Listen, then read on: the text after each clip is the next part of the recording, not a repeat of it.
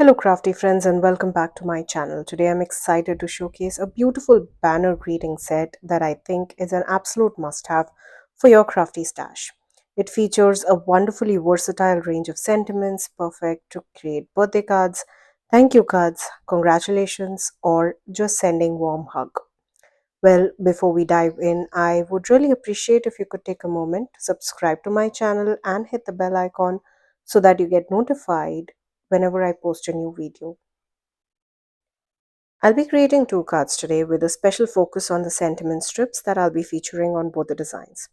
For these cards, I'm using the new banner greeting stamp and stencil combo from the latest Moments in Time release by Simon's Stamp.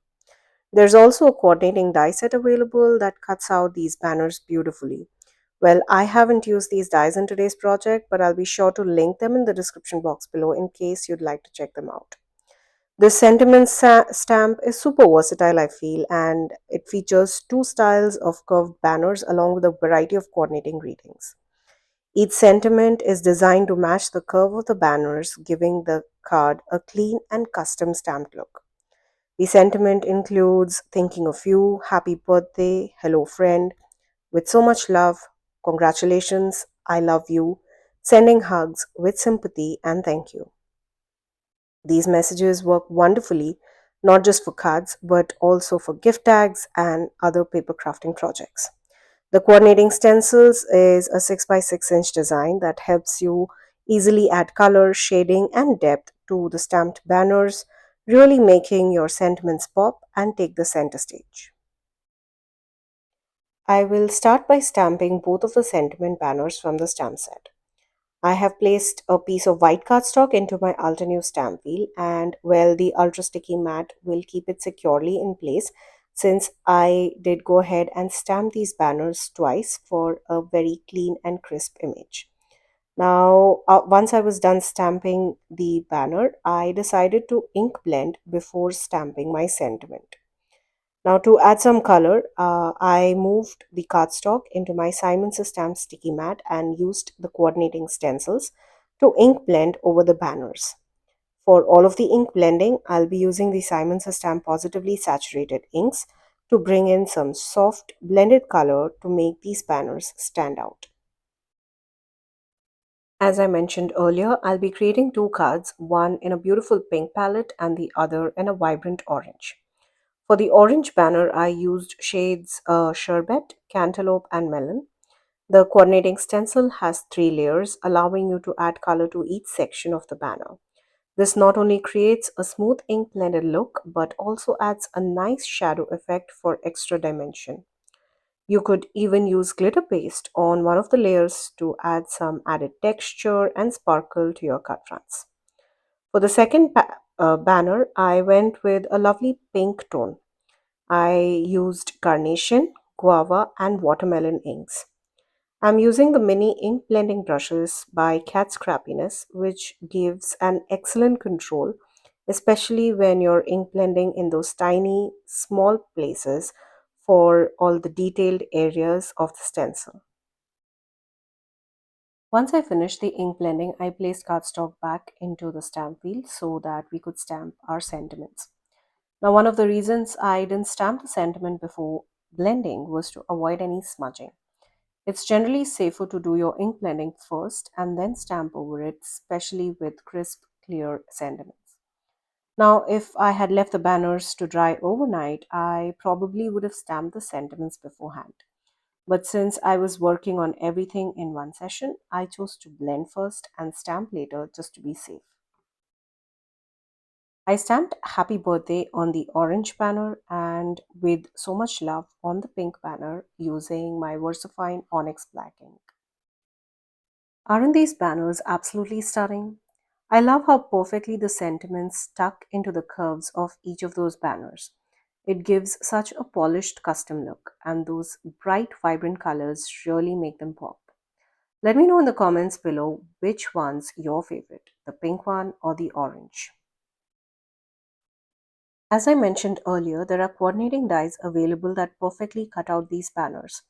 But at the time of filming, I didn't have those dies on hand, so I went ahead and fussy cut them using a pair of scissors. Now, I'm not usually someone who enjoys fuzzy cutting. I typically prefer using coordinating dies or my brother's Canon cut machine. But these banner shapes were pretty simple to cut by hand.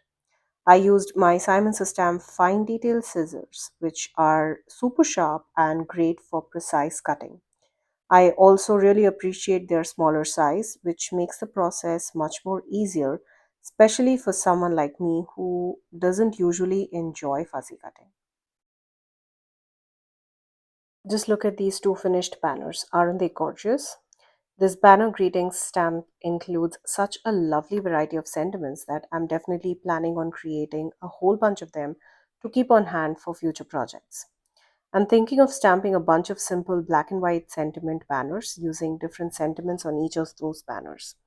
That way, I can easily add color later to match whatever project I'm working on. Let us now work on the card front. For my focal point image, I'm using the floral images from the Big Botanical stamp set, which was part of the Simon's Stamps last release called You're My Favorite. I absolutely love this stamp set and I have used it in so many different projects in beautiful colors.